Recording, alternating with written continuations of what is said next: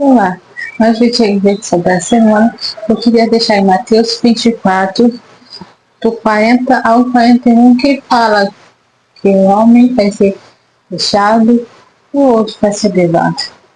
Agora, eu queria deixar você de reflexão para essa semana. Imagina você acordar e ver que o seu filho não está mais ali, que o seu esposo não está mais ali. Sua esposa lhe dizia tanto para você ir para a igreja, para você buscar, para você orar, e não está mais ali. Eu queria deixar de reflexão para a semana você vai esperar alguém próximo a você, que você ama, assumir para você reconhecer que o reatamento, querer buscar Deus, não espera isso acontecer, não. Buscar enquanto se pode achar.